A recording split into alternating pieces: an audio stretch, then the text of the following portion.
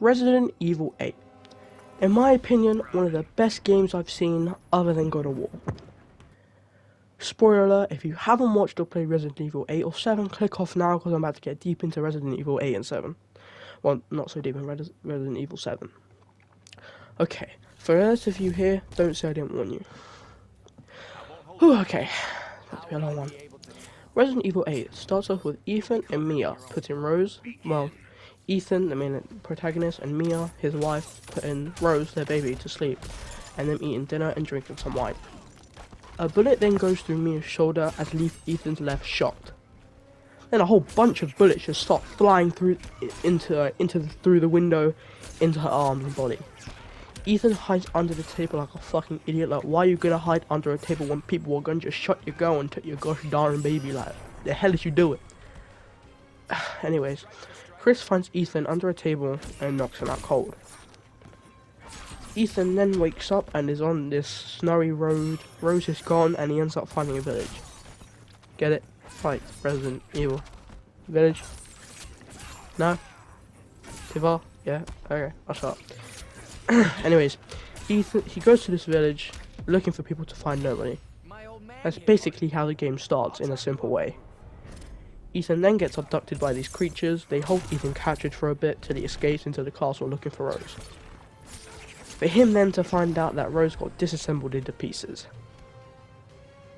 Fucking disgusting, right? Ethan then goes on this whole journey trying to find the pieces of his daughter to then get his heart ripped out by Miranda, the main antagonist. Like, it's disgusting. He goes on this whole journey just for him to die. Like, it's crazy. Okay. Anyways, then you get to play as Chris Redfield, the one that, you know, shot Mia. And then find the real Mia that Miranda, the antagonist for this game, had her cooped up in a dungeon the whole time. That's so odd. Why are you gonna do that for? No.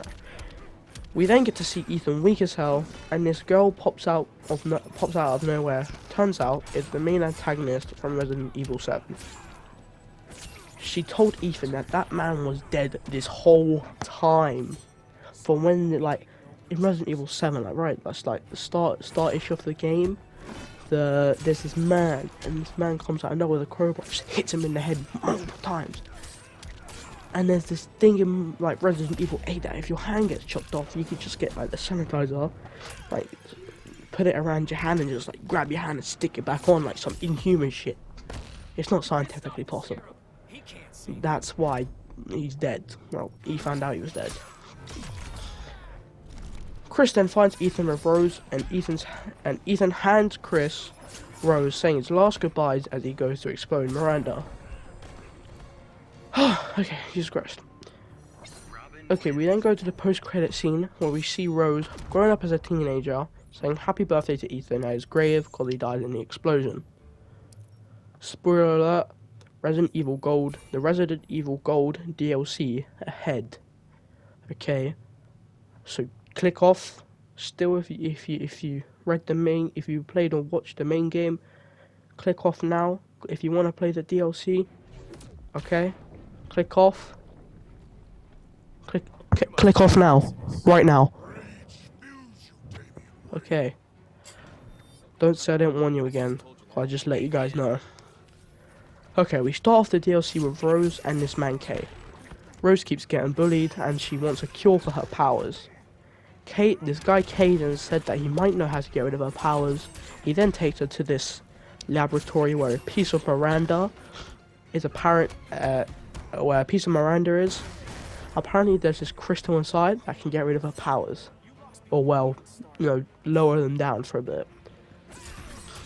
Okay, I'm gonna skip to the end of the DLC because too much to talk about in such a little time, and plus I just skipped to the end anyways. Okay. Rose finds the crystal, and Miranda pops out of the floor from this blood, out of nowhere. Crazy, right? We thought she was dead. Turns out this is a different realm she's in.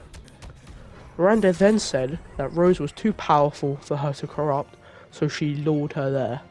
Then Rose says, no, Kay said that there was this crystal inside that could get rid of my powers, and there was a crystal inside. but Miranda interrupts and says, "Are you sure that's Kay?" Turns out this bitch manipulated Rose this whole time. Kay wasn't there. She wanted to lure Rose into there so she can nullify her powers so she can take over her. Crazy.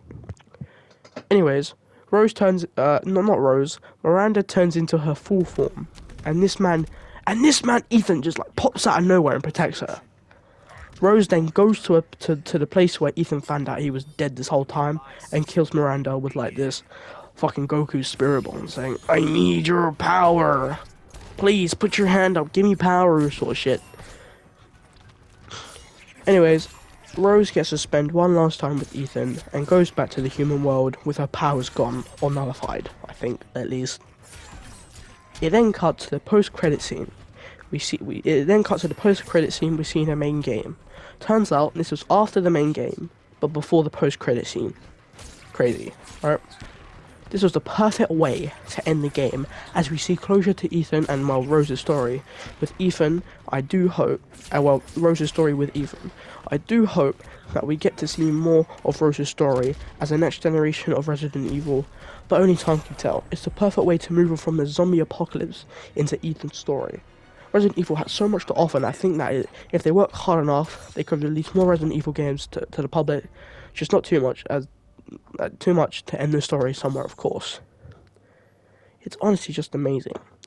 As we move on from, well, Leon's story from Resident Evil 4, and we start off from this zombie apocalypse to now, you know, Ethan's like supernatural story. It's an amazing way to start and end a story between the dad and daughter. If you're wondering what the gameplay in the background is Injustice 2. I pre-recorded this. I recorded the gameplay as I was writing this, as I have the attention span of a 2-year-old sometimes. I wouldn't be able to play the game and talk at the same time unless I'm talking to someone that's playing the same game. It's just not possible with me. Okay, that's it for today. Thank you guys for watching, and I'll see you all later. Goodbye.